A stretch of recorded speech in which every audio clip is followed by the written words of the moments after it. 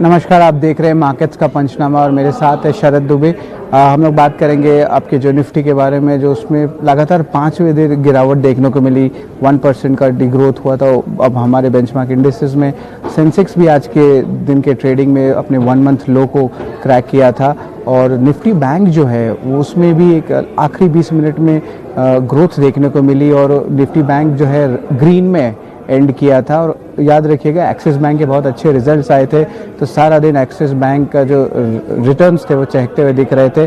उसके अलावा advance decline ratio 1:1 पे है और आपका जो स्टफक्राफ्ट का जो कंपनी है, आज उसका तीसरा दिन है सब्सक्रिप्शन का, तो तकरीबन 12.4 टाइम्स सब्सक्राइब हुआ है।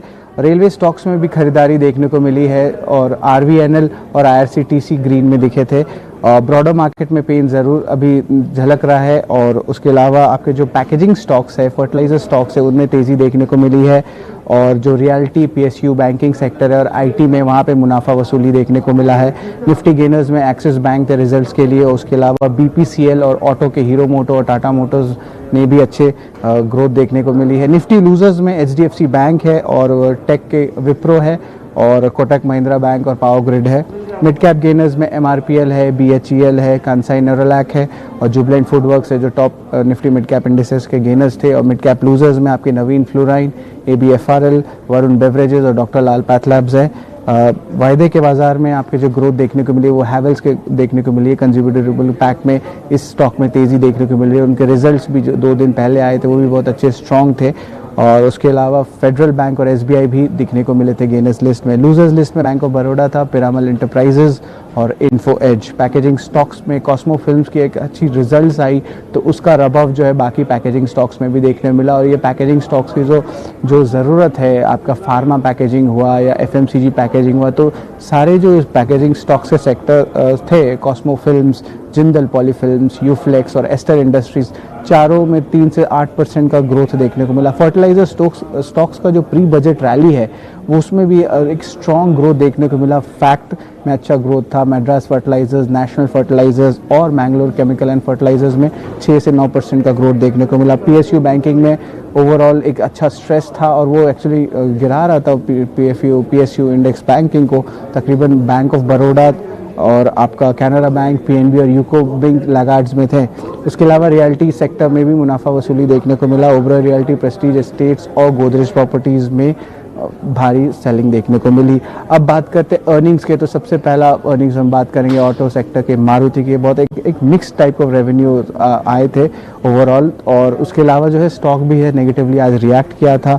मार्जिन्स जो थे प्रेशर में ऑफकोर्स थे, जो कि हाई रॉ मटेरियल कॉस्ट है, आपके लेड, एल्यूमिनियम, जिंक, ये सारे रॉ मटेरियल कॉस्ट जो है के दाम बढ़ रहे हैं, तो ये प्राइस हाइक्स भी होने वाले ऑटो कंपनीज़ में। अगर हम नंबर्स की बात करें तो रेवेन्यू 13% का ग्रोथ दिखाया और एबिटा 6% का ग्रोथ दिखाया। मारुति अपने जो कॉन कॉल में थे, अच्छे इंपॉर्टेंट पॉइंटर्स के हिसाब से हम बता रहे थे कि एडवर्स कमोडिटी प्राइसेस है वो एक्चुअली बहुत ज़्यादा इम्पैक्ट कर रहा है कंपनी को और उसके कारण प्रोडक्ट मिक्स में भी इम्पैक्ट आ रहा है। और क्या है कि उसके लॉन्चेस में थोड़ी कमी हुई है, स्पेशली आपके एंट्री लेवल और मिड लेवल सेगमेंट में, तो उसके कारण प्रोडक्ट मिक्स की बेनिफिट्स नहीं आ पा रही है।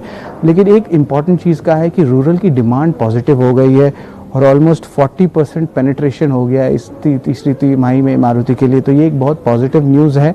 और उसके अलावा ये जो हायर कमोडिटी प्राइसेस है, इसके चौथे तिमाही में इसकी इम्पैक्ट को देखने मिलेगा, तो मार्जिन्स में प्रेशर ज़रूर आ सकता है। फिर हम लोग बात करेंगे रैडिको खैतान की, तो जो आपके अल्कोहल कंपनी है, यूपी बेस्ड कंपनी है, उसमें रेवेन्यू ऑलमोस्ट 6% का ग्रोथ दिखाया 684 करोड़ रुपीज़ में और मार्जिन्स में भी बहुत अच्छा एक्सपेंशन दिया क्योंकि उनके जो कॉस्ट ऑफ रॉ मटेरियल है उनमें एक अच्छा ऑपरेशनल एफिशिएंसी देखने मिला और वो कॉस्ट भी कम आई थी, तो इसके कारण मैनेजमेंट ने भी अच्छा एक वॉल्यूम ग्रोथ का आउटलुक भी दिया था जब हमसे बात किया था।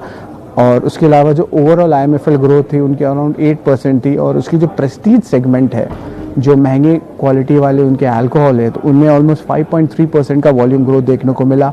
अब हम लोग बात करेंगे एफएमसीजी पैक के कोलगेट पामोलिव की, जो एक अच्छे रिजल्ट्स है और अच्छे मार्जिन एक्सपेंशन भी देखने मिला। डोमेस्टिक रेवेन्यू में 10% ग्रोथ था और ओवरऑल रेवेन्यू ऑलमोस्ट 7% ग्रोथ था। कंपनी के एड स्पेंड में भी 38% का ग्रोथ देखने को मिला और स्ट्रैटेजी रहेगी कि ये जो बैक टू बैक लॉन्चेस आने वाले हैं, जो लॉन्चेस डिले हो गए थे आपके कोविड के कारण, और company mouth spray, oil pulling और एआर टूथब्रश को भी लॉन्च किया इस तिमाही। उसके अलावा ग्रैनुअल्स इंडिया की बात करेंगे, बहुत अच्छे नंबर्स आए हैं। रेवेन्यूज़ का ग्रोथ 20% हुआ है 844 करोड़ पे, और एबिटा में जंप 30% आया 212 करोड़ पे। ग्रोथ आपको तीनों सेगमेंट्स में देखने को मिला, एपीआई सेगमेंट हो और एक फार्मा फॉर्मुलेशन का सेगमेंट हो, तो इन दोनों में आपको ग्रोथ देखने को मिला है। कंपनी ने 4 नए प्रोडक्ट्स भी लॉन्च किए हैं और एग्जिस्टिंग प्रोडक्ट में भी सीक्वेंशियली ग्रोथ देखने को मिला है, और उसके कारण क्या है कि आपके प्रोडक्ट मिक्स चेंज हुए और मार्जिन्स में भी एक अच्छा पॉजिटिव इम्पैक्ट आया है। टीम लीज में भी सीक्वेंशियल इंप्रूवमेंट हुआ है, जैसे आपका अनलॉक खुल रहा है उससे उसका जो रेवेन्यू है आपके, स्पेशली आपके जो करियर सेगमेंट में उसके, उसमें एक अच्छा ग्रोथ देखने को मिल रहा है। और जो ईयर ऑन ईयर डिक्लाइन है रेवेन्यू का, वो तकरीबन 3rd स्ट्रेट क्वार्टर में देखने मिला है। एबिटा ऑलमोस्ट फ्लैट आया है 25 करोड़ पे, और पैट पे डिग्रोथ हुआ है 10% का। असाई सोंगोन ने भी अच्छे नंबर्स लाए थे, जिसमें रेवेन्यू 24% अप है और नेट प्रॉफिट ऑलमोस्ट डबल होकर 8.5 करोड़ पे। प्रिजन जॉनसन पर रेवेन्यू ऑलमोस्ट फ्लैट रही है 4.4% ग्रोथ का, और कंसोलिडेटेड एबिटा में उनके कॉस्ट जो है एफिशिएंसी हुई है, क्योंकि आपके पावर के एक्सपेंसेस कम हुए हैं, तो वो 50% का इंक्रीज़ आया है। गोवा कार्बन में लॉस ही चला है, और आपका रेवेन्यू का जो डिग्रोथ हुआ है 24% टॉप लाइन में इम्पैक्ट आया। एरिस लाइफ साइंसेज ने बहुत अच्छा उमदा रिजल्ट्स लाया है, 42% रेवेन्यू का ग्रोथ देखने को मिला है, और कंसोलिडेटेड बेसिस पे आपका नेट प्रॉफिट भी 42% हुआ है, और रेवेन्यू का ग्रोथ अराउंड 17% है। रूट मोबाइल के बारे में बात करेंगे, नया लिस्टेड कंपनी हुआ था और अच्छे लिस्टिंग के साथ कंपनी आई थी, तो उसके ऑपरेशनल नंबर्स बहुत अच्छे आए हैं, और कंसोलिडेटेड रेवेन्यू 10% अप आया है, और उसका जो कंसोलिडेटेड नेट प्रॉफिट है वो भी अराउंड 16% का ग्रोथ दिखा है। और उसके अलावा डीबी कॉप के बारे में बात करेंगे तो प्रिंट मीडिया स्टॉक्स है, तो उसमें भी आपका रेवेन्यू का 18% ग्रोथ देखने को मिला। और जो ऐड रेवेन्यूज़ की बात करें तो धीरे धीरे ऐड रेवेन्यूज़ में भी पिकअप आ रहा है, और ये इनके ग्रोथ में देखने मिल रहा है। और बैंकिंग स्टॉक्स के बारे में बात करें तो आईडीबीआई बैंक ने अपने रिजल्ट्स लाए थे, तो उनके परफॉर्मा एसेट क्वालिटी जो है ओवरऑल उसमें एक इम्प्रूवमेंट देखने को मिली है, और जो स्टेक सेल हुई थी आईडीबीआई फेडरल की, उसके कारण पैट जो इनकम है वो ज़्यादा दिखा है, तो इसलिए वो उस नंबर को बीट करे एनालिस्ट के एस्टिमेट्स पे। जीएनपीएस 24% है इस क्वार्टर के, और कंपेयर करेंगे सिक्वेंशली दूसरे क्वार्टर को तो 25% आएगा।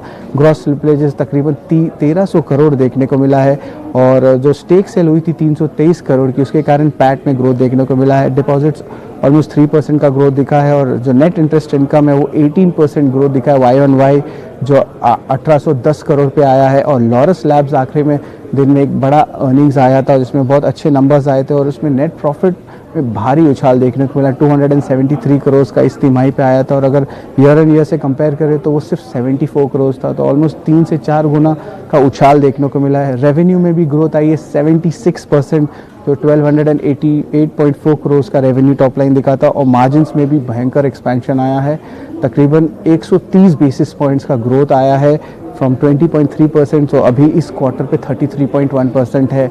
आप देखते रहिए, और हम लोग को देखते रहिए CNBC आवाज़ के तीसरी तिमाही की अपडेट्स के साथ।